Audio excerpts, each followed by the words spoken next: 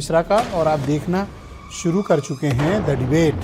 बहनों भाइयों, घूसखोर पंडित नाम की एक फिल्म ने पूरे उत्तर प्रदेश भर में क्या देश भर में बवाल मचा दिया है।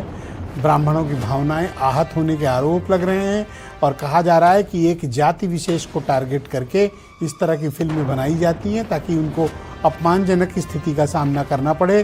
तो ये घूसखोर पंडित का विवाद क्या है और क्या पूरा मामला है? क्या वाकई में जानबूझकर बॉलीवुड इस तरह की हरकतें करता है या फिर ये एक क्रिएटिविटी के नाम पर कुछ भी होने की बात है? फिलहाल उत्तर प्रदेश में लखनऊ में एफआईआर के बाद से मनोज वाजपेयी और इस फिल्म के निर्देशक नीरज पांडे की हवा निकल गई है और अब वो फिल्म के सारा मटेरियल वापस देने को तैयार हैं। तो आज चर्चा इसी बात की।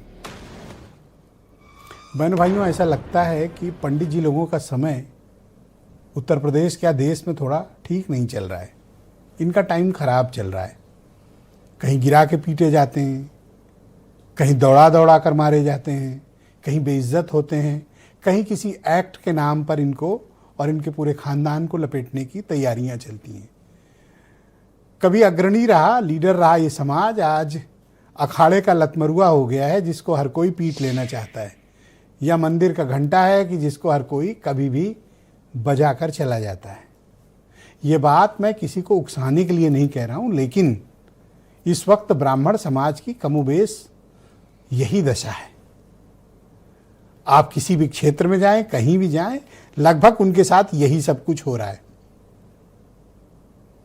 और आप अतीत उठाकर देखें तो इन दिनों कुछ इसी प्रकार की घटनाएं हो रही हैं। घूसखोर पंडित उसका लेटेस्ट वर्जन है। हालांकि इसके पहले भी तमाम तरीके की फिल्में बनती आई हैं, तब आपत्तियों का के लिए उतना स्थान नहीं होता था। लेकिन इन दिनों जब से इंटरनेट सबके लिए सर्वसुलभ है तो आम लोग अपनी भावनाओं को व्यक्त करते हैं। तो ये घूसखोर पंडित क्यों रखा गया नाम? क्या वाकई में सिर्फ ध्यानाकर्षण के लिए है? क्या वाकई में ये एक क्रिएटिविटी की बात थी और इस तरह का नाम रखा गया क्योंकि सामान्य प्रचलन बोलचाल में ऐसे शब्दों का इस्तेमाल होता है? तो क्या ये सिर्फ क्रिएटिविटी के लिए रखा गया, या फिर जानबूझकर बॉलीवुड के कुछ खास किस्म के निर्माता, निर्देशक और प्रोडक्शन में लगी कंपनियां इस तरह के विवादित टाइटल रखती हैं, विवादित बयान देती हैं और विवादित डायलॉग्स रखते हैं ताकि उनकी फिल्म में विवाद हो, उसके पक्ष और विपक्ष आए और बिना एक रुपया खर्च किए उनका घर घर प्रमोशन हो जाए, जैसे घूसखोर पंडित का हो रहा है, जैसे पद्मावती का हुआ। बहनों भाइयों, बॉलीवुड के प्रचार तंत्र की टैक्टिक्स को भी समझने की जरूरत है। क्या इस विवाद को जानबूझकर आमंत्रित किया गया? कोई भी फिल्म जब बनती है तो बड़ी ब्रेन स्टॉर्मिंग होती है, बैठकर बड़ी चर्चा होती है, टाइटल से लेकर एक एक डायलॉग तक। तो क्या जब यह घूसखोर पंडित टाइटल रखा जा रहा था और इस टाइटल को रजिस्टर्ड कराया जा रहा था, तो क्या इस बात का ध्यान नहीं दिया गया? बिल्कुल दिया गया है। और मुझे ऐसा प्रतीत होता है कि इस विवाद को जानबूझकर आमंत्रित किया गया है और इस विवाद को जानबूझकर खड़ा किया गया है ताकि बहुत कम वक्त में हिंदी भाषी बेल्ट में इस फिल्म का प्रचार प्रसार किया जाए। ये एक बॉलीवुड की बहुत ही घिनौनी और खतरनाक साजिश है जो जातियों में विद्वेष और अपमान की भावना को उद्वेलित करने वाला है।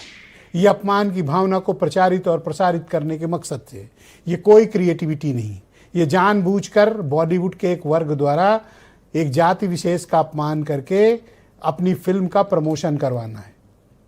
क्योंकि इसमें जिस तरह के एक्टर हैं उनके प्रमोशंस नहीं चलते, तो अपनी फिल्म के प्रमोशन के नाम पर इस तरह के जहरीले साजिशें बॉलीवुड का शगल है।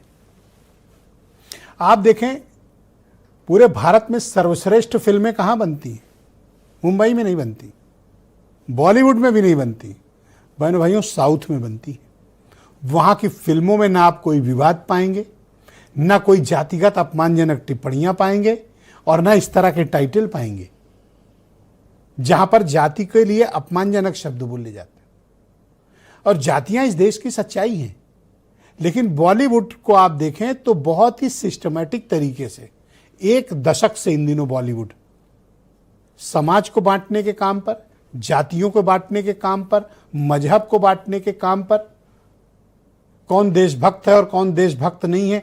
जैसी जैसी वाहियात और विवादित फिल्मों का दौर इन दिनों शुरू हुआ है, ये बॉलीवुड अपने पतन की राह की ओर अग्रसर है।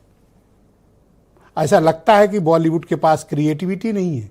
इनकी फिल्में देखो, गंदी गंदी गालियां देते हैं, ऐसे ऐसे अश्लीलता के साथ फिल्में प्रसारित की जाती हैं या बनाई जाती हैं कि आप देख नहीं सकते हैं। क्रिएटिविटी के नाम पर ये बैंकरप्ट लोग हैं, इनके पास कोई क्रिएटिविटी नहीं है। ये साउथ की फिल्मों के सीन चोरी करने वाली कम्युनिटी है। पहले ये हॉलीवुड से चुराते थे, अब वहाँ की औकात रह नहीं गई क्योंकि वैसी टेक्नोलॉजी नहीं है इनके पास।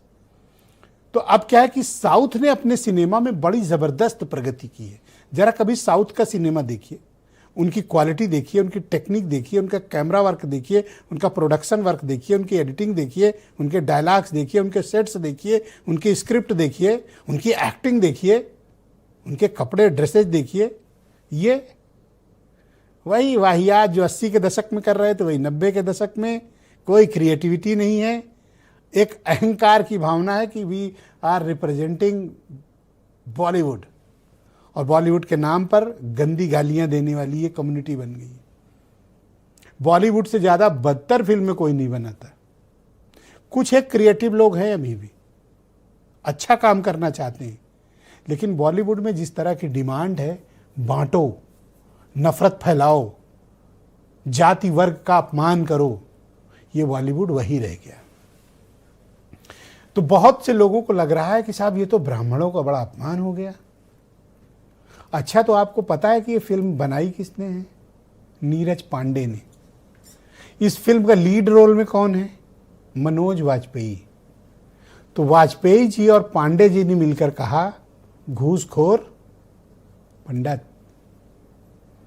अब इसमें दूसरी जाति के लोग तो है नहीं कि किसी को मौका मिले कि साहब फला जो हमारी जाति को अपमानित करना चाहिए। ब्राह्मण ही ब्राह्मण की छाती पे बैठ के कह रहा है, गाली दे रहा है।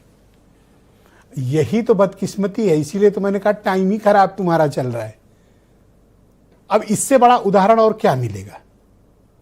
फिलहाल भारत की सरकार ने इस पर रोक लगाने की बात कही है। लखनऊ में हजरतगंज थाने में एफआईआर हो गई है।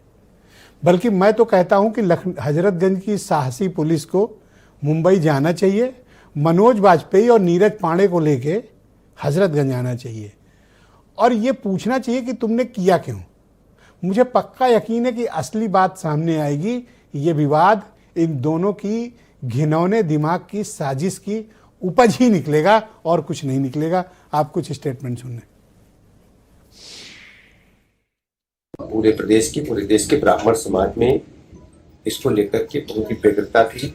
सब लोग अपने आप को कष्ट में महसूस कर रहे थे, मानसिक कष्ट था। भारत सरकार ने इस अनुरोध को स्वीकार करते हुए ओटीटी के सभी प्लेटफॉर्म्स को निर्देश दिया है, कृपया ऐसे नामों को उपयोग में न लाएं, तत्काल इनको हटाएं और भविष्य में भी इस प्रकार के नामों का उपयोग न करें जहां सामाजिक विद्वेष पनपता हो या किसी समाज विशेष को इंगित करते हुए कोई अपमानजनक टिप्पणी की जाती हो। क्या ये ओटीटी पे चलाने की परमिशन किसने दी?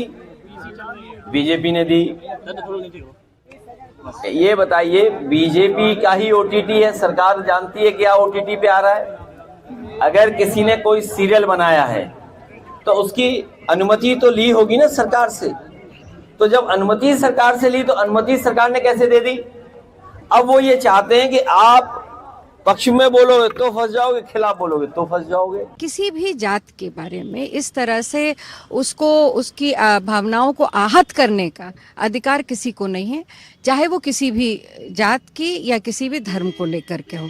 पर वजह क्या है कि जब से भारतीय जनता पार्टी की सरकार आई है, चाहे केंद्र में हो या प्रदेश में हो, इस तरह की भावनाओं को आहत करने वाली चीजें लगातार हो रही हैं। तो बहनों भाइयों, आज की डिबेट को आगे बढ़ाएंगे रत्नाकर सिंह, भारत